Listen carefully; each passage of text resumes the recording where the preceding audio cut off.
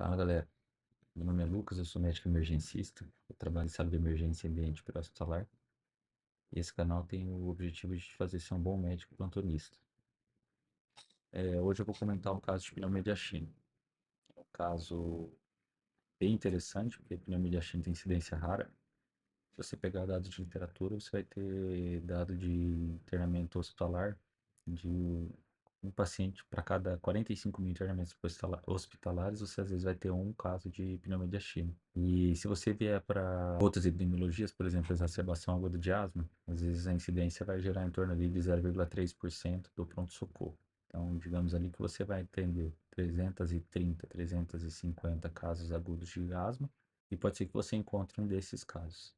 E esse foi um dos casos de um paciente que a gente encontrou no pronto-socorro, foi atendido por um colega meu. Era uma paciente com uma crise aguda de asma grave, estava dependendo de oxigênio terapia, foi feita as medidas iniciais e levou para o sala de emergência, transferiu para lá, por causa da condição clínica dela.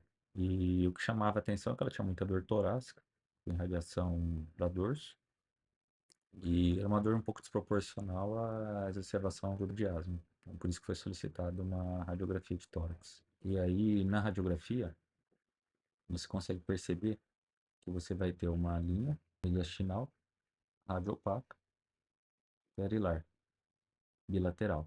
Então, essa daqui é a famosa linha do pneu mediastino. Agora, é evidente, se você não vai se deparar com pneu mediastino com frequência no teu plantão, como você vai sair toda a radiografia procurando pneu mediastino? Você não vai, né? Então, o que ajudou a fazer o diagnóstico desse caso em específico? É o raciocínio clínico, né? Primeiro, qual era o pós-diagnóstico que se tinha por trás do quadro dessa paciente?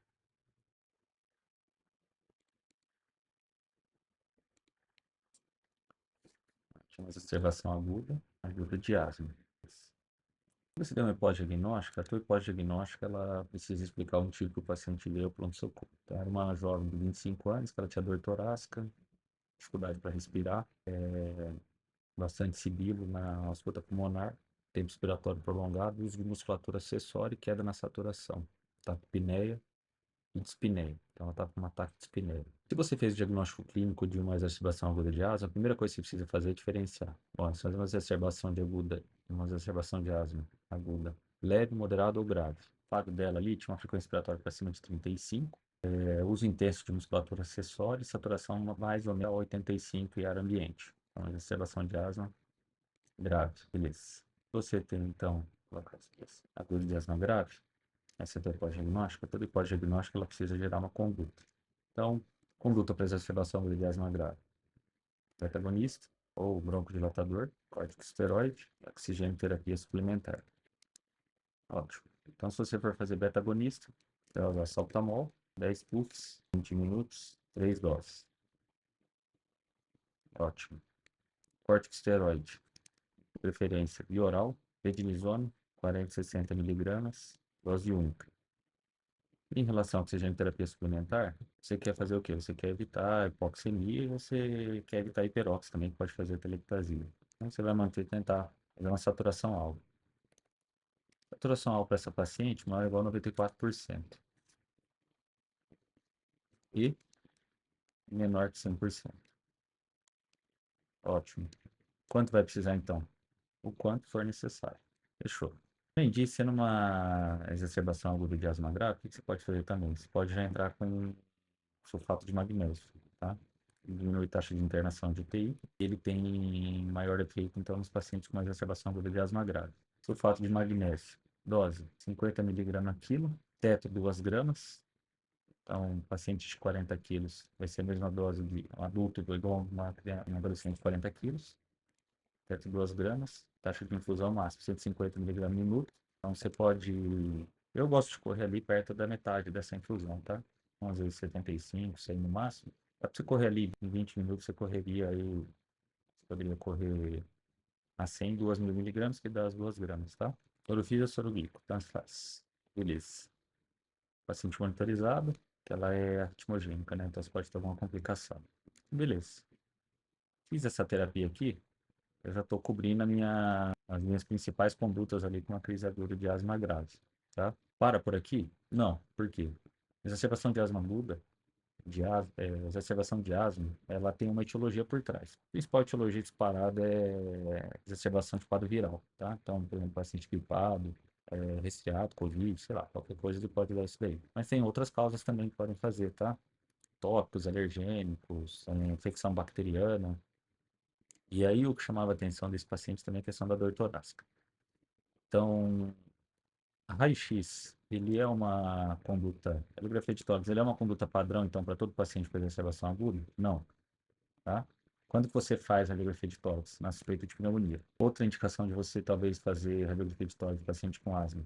Quando você imagina que possa ter uma complicação da exacerbação aguda de asma, tá? Então imagina, o paciente que ele está asmático, ele faz broncoconstrição, acaba fazendo aprisionamento de ar, e esse paciente ele tem crise de tosse. Então quando você faz, você tem uma paroxismo de tosse, você faz uma redução do teu diâmetro intratorácico, então você contrai toda a tua musculatura de caixa torácica, teu diafragma sobe para cima, você faz uma redução do volume intratorácico, isso aumenta a pressão, aí pela lei geral dos gases, PV igual a nRT, o aumento da pressão, a redução do volume, considerando que a temperatura vai se manter a mesma e o NR é uma constante, essa pressão ela precisa aumentar para que esse volume diminua, para que o outro lado se mantenha constante na equação. Então, o que, que isso vai levar ao paciente? O aumento da pressão intratorácica, ele faz o ar sair. Só que esse paciente ele tem uma broncoconstrição. E o aprisionamento da ar com aumento de pressão intratorácica, o que, que ele pode gerar? O rompimento alveolar. E aí o rompimento alveolar ele pode gerar tanto pneumotórax espontâneo quanto essa complicação de pneumonia de ashima. Caso ele venha dissecando o parênquima pulmonar, o interstício, caminha até ali a área mediastinal. Então, quando você fala que 45 mil internações às vezes são necessárias para você encontrar um pneumonia de ashima, quando você vem para asma, às vezes isso é de 100 a 1000 vezes mais frequente. Então, você vai atender 300, ao invés de atender 30 mil ou 3 mil, para você pegar uma exacerbação. Então, por isso que isso pode acontecer, tá? Então, além de suspeita de pneumonia, complicações elas são pneumotórax e pneumomediastina. Ótimo. Então, quando eu vou para olhar essa radiografia, eu não vou vir aqui procurar essa imagem de uma maneira inocente. Vou lá olhar, procurar essa imagem do raio-x, como se eu tivesse, sei lá, um radiologista tentando fazer o laudo de um serviço, né? Porque esse paciente, primeiro, ele tem pneumonia, ou se esse paciente ele tem pneumotórax, ou eventualmente pneumomediastina. Mas pneumomediastina você não costuma procurar, tá? Então, você vê alguma consolidação no bar? Não. Você vê consolidação alvéolo intersticial? Provavelmente não, tá? E aí a radiografia depende da impressão clínica do médico que tá olhando o exame complementar. A única coisa que realmente apareceu que surgiu que era um pouco estranho, então era essa linha mediastinal, tá? Beleza. Quando aí você quer confirmar, você fica um pouco inseguro, você vai dar um zoom na imagem, e aí depois de você dar esse zoom, você vê que realmente, poxa, parece que tem alguma coisa aqui, né? Uma linha que vai seguindo todo esse contorno. E aí você volta na tua hipótese diagnóstica, e agora a tua hipótese, ela não é mais apenas uma exacerbação de asma grave, aguda de asma grave. Agora você tem uma nova hipótese diagnóstica, que é o pneumomediastina. E se você tem outra hipótese diagnóstica, toda hipótese diagnóstica ela depende de uma tomada de conduta. Senão isso é uma comorbidade. Por exemplo, o paciente ele pode ter hipertensão, só que hipertensão não é uma hipótese diagnóstica, ela pode ser uma comorbidade, nem por isso eu vou alterar a medicação de uso contínuo dela. Sendo pneumomediastino, a minha suspeita, o que, que eu posso fazer? Se eu ficar em dúvida na minha radiografia, eu posso ir no paciente e você vai ter dúvida, você não encontra pneumomediastino o tempo todo para você bater no martelo. Então, eu fui na paciente, eu vou procurar o que, que você acha que o pneumomediastino ele pode dar num paciente que ele está com essa alteração. Muito provavelmente, às vezes, ele fizer um subcutâneo. Então, eu vim fazer palpação nela, e aí quando eu peguei região cervical, ela estava aqui do lado esquerdo com bastante crepitação, tá? Então, ela tinha bastante enfisema subcutâneo. Quando você aperta, você tem a sensação de que está apertando uma espuma, um saco de areia. Então, é bem interessante. E aí você não vai ter dúvida. Isso aí você nunca precisa ter visto nenhuma vez na sua vida. O primeiro dia que você vê, você vai ter certeza, tá? E aí, se você tem agora um pneumonia confirmado, qual que é a tua conduta agora? E agora você viu na radiografia e você viu no exame clínico. Aí a conduta ela vai depender da etiologia. Então, por exemplo, se você tem pneumodiastino, que foi porque você fez uma ruptura alveolar com dissecção do espaço intersticial pleural. E aí isso está levando o ar para o mediastino, esse ar ele é estéril. E esse ar estéril ele não leva a grandes complicações. Agora, se você fizer um pneumodiastino porque você fez uma ruptura de esôfago, então, digamos que você tem a síndrome de Burrage, paciente com vômito incoercível, rompe todas as camadas do esôfago, começa a vazar ar para o mediastino. Só que não vai vazar somente ar, vai vazar comida, vai vazar ácido gástrico. Esse ácido gástrico vai fazer como se fosse um efeito químico ali nos vasos do hilo pulmonar, no coração, no pulmão, vai dar toda uma reação inflamatória, vai cair bactéria ali para dentro, pode fazer uma mediastinite bacteriana. Então você vê que o quadro da mediastinite por uma ruptura de esôfago, ele é infinitamente mais grave do que um quadro de uma pneumodiastino por uma ruptura de bolha alveolar. E aí a conduta na ruptura esofágica é abrir o tórax do cara, lavagem mediastinal intensa, antibiótico terapia e a mortalidade é bizarra, 20, 30, 40%.